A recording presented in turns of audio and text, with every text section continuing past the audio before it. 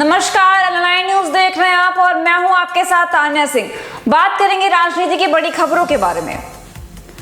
केंद्र सरकार ने एक महत्वपूर्ण कदम उठाते हुए पुरानी पेंशन योजना यानी कि यूपीएस की वापसी की दिशा में बड़ा निर्णय लिया है।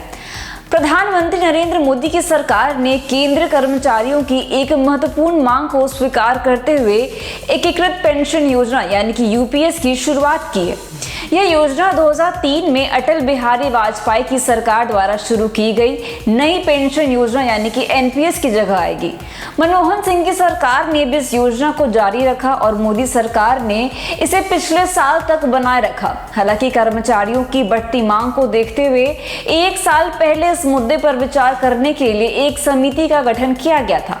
कांग्रेस ने ओल्ड पेंशन स्कीम की बहाली को अपने राज्य चुनाव अभियानों के प्रमुख मुद्दों में शामिल किया, लेकिन 2024 के लोकसभा चुनाव घोषणा पत्र में इसका उल्लेख नहीं किया गया। केंद्रीय मंत्रिमंडल ने शनिवार को यूपीएस को मंजूरी देते हुए कहा कि इस योजना में ओपीएस और एनपीएस दोनों की विशेषताएं शामिल हैं। इसका उद्देश्य बाजार की अनिश्चितताओं को समाप्त करना और कर्मचारियों को भरोसा देना है।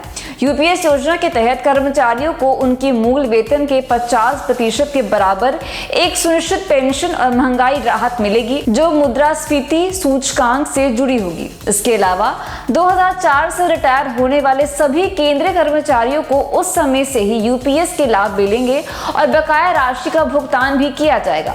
सभी कर्मचारियों के पास 1 अप्रैल 2025 से यूपीएस में शामिल होने का विकल्प होगा। इस योजना को आकर्षक बताकर सरकार ने इसे एक निश्चित प्रस्ताव के रूप में प्रस्तुत किया है, जिसमें प्रोत्साहन भी दिए जा रहे हैं। हालांकि यूपीएस का राजकोष पर प्रभाव पड़ेगा। 2003 में वाजपेयी सरकार ने यह निर्णय लिया था कि सरकारी कर्मचारियों की पेंशन का बोझ बहुत अधिक है, इसीलिए ओपीएस को समाप्त कर दिया जाए। इसके साथ ही सेनाओं के लिए शुरू की गई अग्निपथ योजना से भी राजकोष पर पेंशन का बोझ कम होने की संभावना है।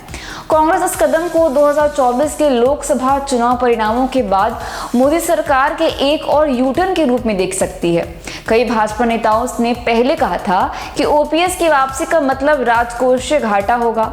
केंद्रीय मंत्री अश्विनी वैष्णव ने पी चिदंबरम और मोंटेक सिंह अहलुवालिया का परोक्ष उल्लेख करते हुए कहा कि कई कांग्रेस विशेषज्ञ भी ओपीएस की वापसी के खिलाफ हैं और पार्टी के अंदर इस मुद्दे पर मतभेद है। भाजपा सरकार ने हाल ही में नौकरशाही के लिए लैटरल एंट्री स्कीम को भी वापस लिया और इसमें भविष्य में आरक्षण की संभावनाओं को शामिल करने की बात की। इसके अलावा सरकार ने विपक्ष और अपने सहयोगियों के दबाव में वक्फ विधेयक को संयुक्त संसदीय समिति को भेज दिया और ब्रॉडकास्ट बिल के मसौदे को भी वापस ले लिया, जिस पर आलोचनाएं हुई।